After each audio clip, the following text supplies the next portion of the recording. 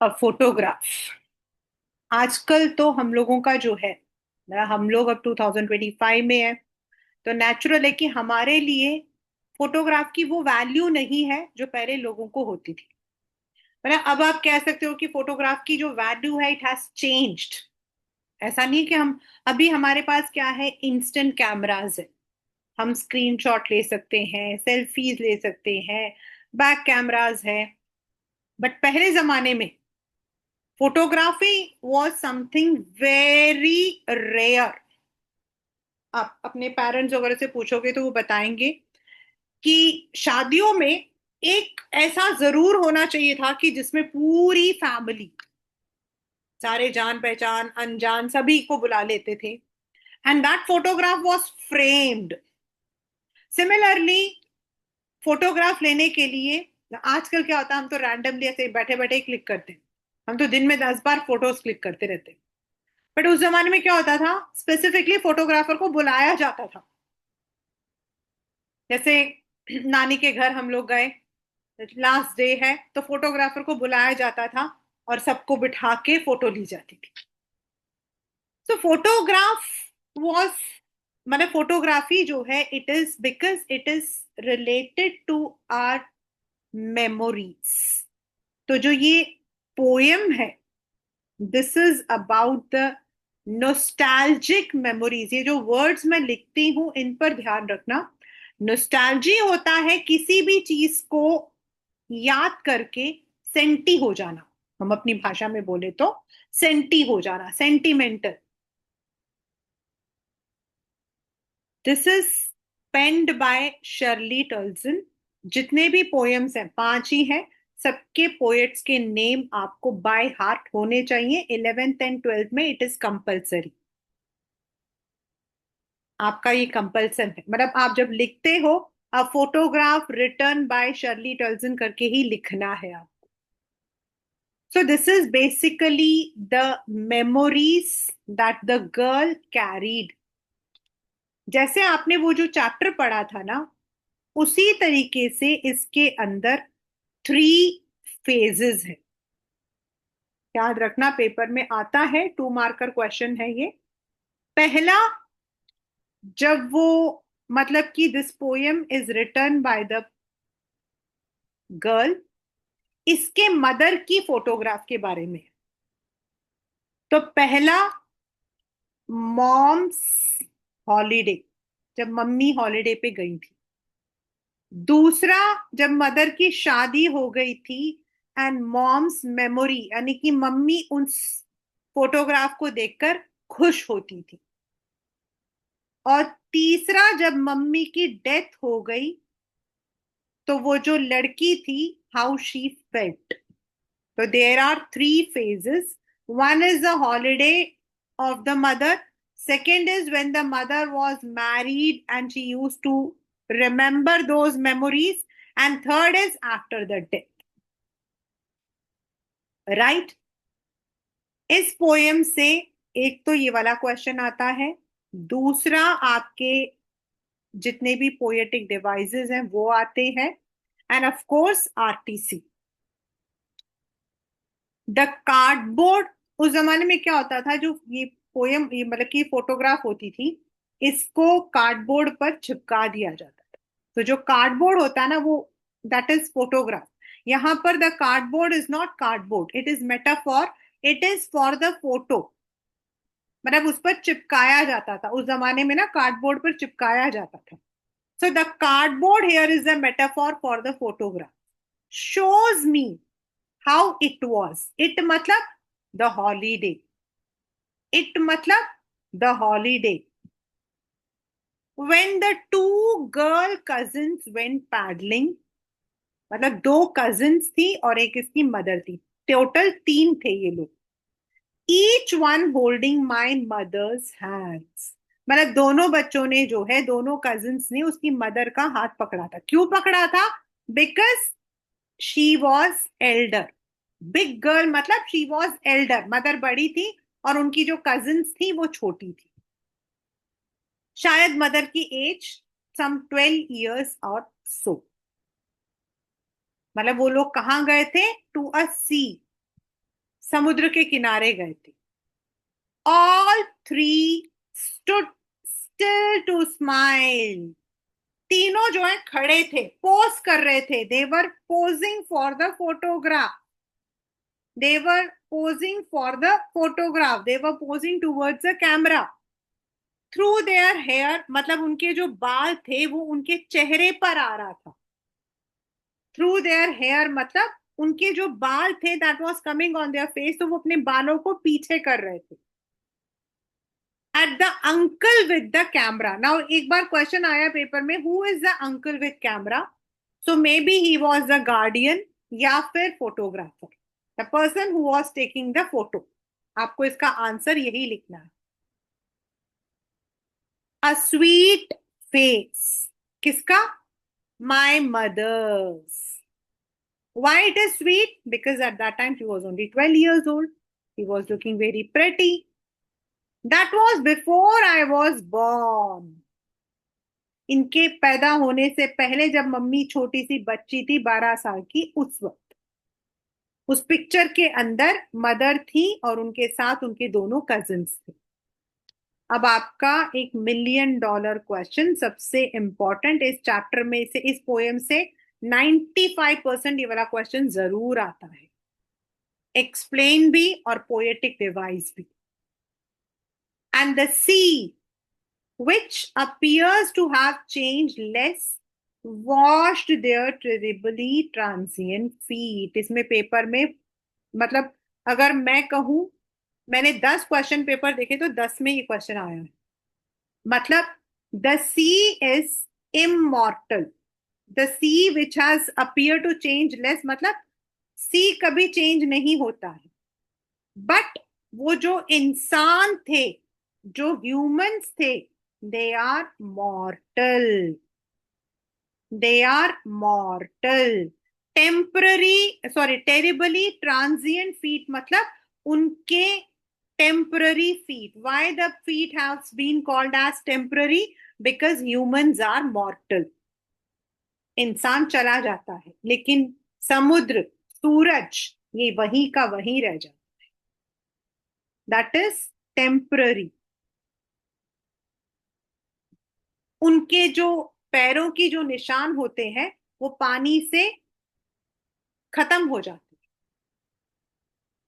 Humans become mortal, where is जो sea है it is immortal, वो कभी नहीं खत्म होता। ये पेपर में बहुत बार आया है। What is the meaning of wash their terribly transient feet? मतलब the sea water wash the, जो वहां पे फीट के जो निशान थे, इम्प्रिंट्स थे, उसको मिटा दिया। And why they are called as transient? Because humans are mortal. इंसान बदल जाता है, इंसान चला जाता है, लेकिन सी वहीं रह जाता है। So the first paragraph describes about the mother's holiday in a beach. First of all, we will understand and then we will do the poetic devices. फिर बाद में the second phase is जब मदर जो थी उस photo को देखती थी, याद करती थी, जैसे हम लोग याद करते, हम देखते हैं। सम 20-30 years लेटर, मतलब अब मदर 40-45 की थी, ये लड़की भी पैदा हो गई थी, बड़ी हो गई थी। She would laugh at the snapshot. Snapshot मतलब फोटो। स्नैपशॉट मतलब फोटो। मतलब वो फोटो को देखती और हंसना शुरू कर देती। She would become sentimental. See Betty and Dolly. बेटी एंड डॉली कौन है? उस वो जो टू कजिन्स हैं, वो जो उनकी मदर की कजिन्स थी वो। See and look how they dressed for the beach. दे मतलब उनके पेरेंट्स, बड़े लोग। मतलब she is feeling very awkward. जरा देखना, जरा हम लोगों को होता है ना अपनी फोटो देखकर बड़ा हमें अजीब सा लगता है। She feels very awkward. The sea holiday was her past. मतलब जो सी का जो हॉलीडे है वो मदर का पास्ट था। Mine is her laughter. और इस लड़की के लिए उसकी मदर की वो जो हंसी थी वो एक पास्ट का हिस्सा था। क्यों? क्योंकि अब mother is no more. For the women the sea holiday was her past, क्योंकि अब वो हॉलीडेज नहीं थे। वो केयर फ्री डेज नहीं थे. And for the girl it was her mother's laugh because now the mother was no more. ये paper में 10 बार आता है. आपके पीछे भी क्वेश्चन दिया हुआ है.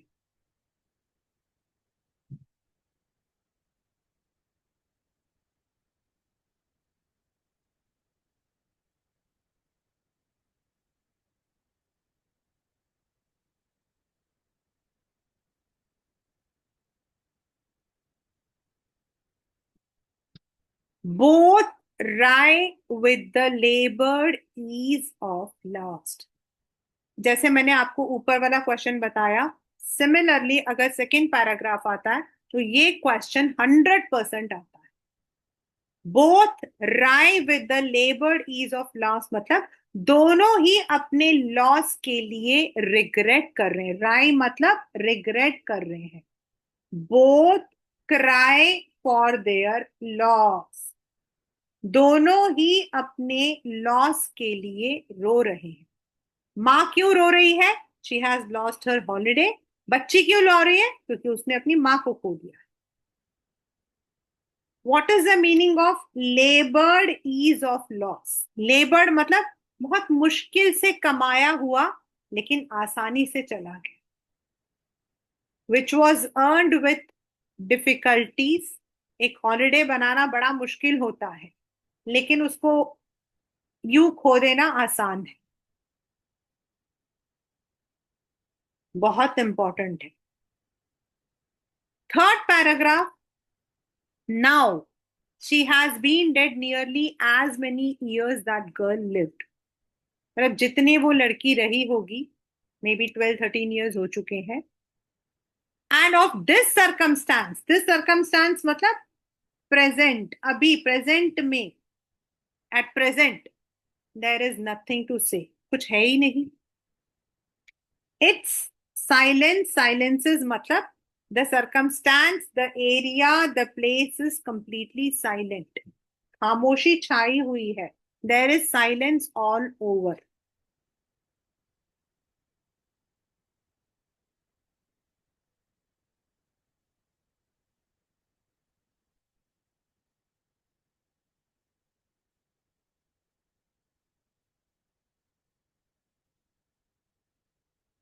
So the three phases are: the first, when the girl was small, she went with her cousin for a sea holiday, जहाँ उसने वो फोटो खिंचवाई.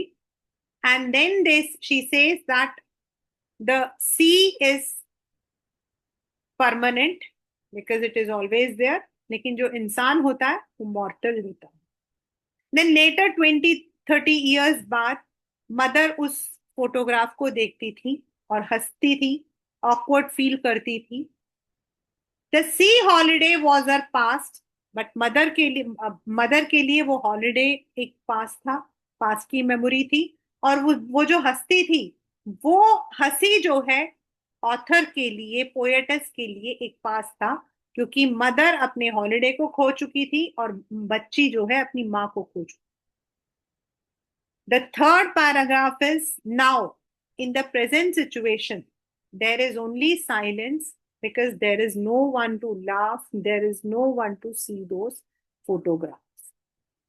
So, that is the poem A Photograph, written by Shirley Tilson.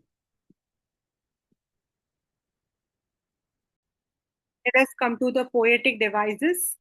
The cardboard metaphor, because it is used for the photograph. Then my mother, that is alliteration. The letter M is repeated.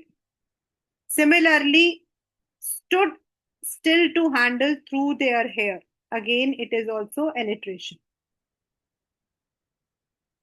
Then ये वाला जो अभी मैं बता रही हूँ. The sea which appears to have changed less was there terrible. अगर दोनों ये पूरा का पूरा अगर आ जाता है, पूरा, एंड आपसे पूछा जाता what is a poetic device, तो यू हैव टू मतलब कि लिखना आपको ट्रांसफर्ड एपिथेट, याद रखना, आपको लिखना है ट्रांसफर्ड एपिथेट। लेकिन अगर सिर्फ टेरिबली ट्रांजिएंट आता है तो आपका ये एलिट्रेशन। सिर्फ ये दो जो वर्ड हैं, टेरिबली और ट्रांजिएंट, ये। लेकिन अगर आता है the sea which appears to have changeless was the terribly transient feet, मतलब transferred epithet. Now what is the meaning of transferred epithet? मतलब इसका होता है, it is an extension of metaphor, जिसमें आपका टोटल मीनिंग कुछ और है, वर्ड्स कुछ और है। लाइक यहाँ हमने कार्डबोर्ड बोला, लेकिन उसका मतलब है फोटोग्राफ। तो इसका मतलब है the sea which appears to have change, मतलब the sea is immortal and the humans are mortal. The sea is permanent and humans are temporary on this earth. तो इसीलिए अगर ये दोनों लाइन साथ में आ जाए तो then it becomes transferred epithet, यानी कि अ डीप मीनिंग। इसका एक अलग सा मीनिंग है, a deep meaning. Some 20 and 30 years later, sorry, see Betty and Dolly, she would say, इसके अंदर जो सबसे ज्यादा पेपर में आता है वो है laboured ease of loss. Laboured मतलब हार्ड, मुश्किल। ईज मतलब इजी। लेबर्ड मतलब डिफिकल्ट, और ईज मतलब इजी। और ये दोनों ऑपोजिट हैं, इसीलिए ये है आपका oxymoron. This is oxymoron. And then its silences. यहां पर you have personification, मतलब साइलेंस जो है वो खामोश कर रहा है सबको। And also alliteration, because silence में एस जो वर्ड लेटर है वो आपका रिपीट हो रहा है।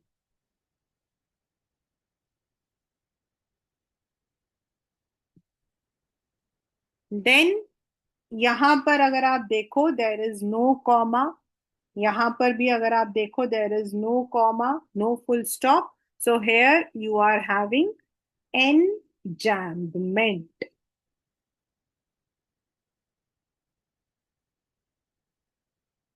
आपके जगह जगह पर एनजैम्बमेंट भी है। जैसे इस और इस लाइन के बीच में there is no comma, no punctuation mark. Similarly letter, Betty, they, holiday, इनमें भी कोई कॉमा नहीं है, so it is also. The poem does not have any rhyme scheme. It is written in free verse. इसमें कोई आपका poetic rhyme नहीं है। Was, peddling, hand, so, hair, face, मतलब सब अलग अलग है। So there is no rhyming scheme. It is written in free verse. Right? So this is the poem, A Photograph. The poem is divided into three phases. आपके पीछे भी लिखा हुआ देख लो आप यहाँ पर। There are three phases. First is when the mother was a young girl, when she had gone for the, ये देखिए ये रहा, the three stanzas depict three phases. First is the mother's holiday. Second is when the mother would be nostalgic. And third, when the mother was dead.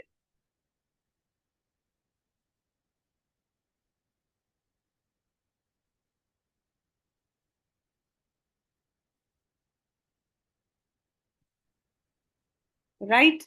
Then आपका है what is the meaning of both rye with the labored ease of loss?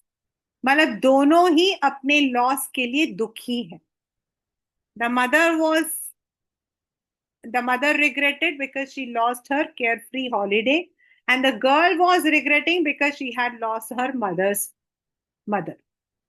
Right? ये इसके important question है। Then यहां पर आप देख सकते हैं what has not change over the year.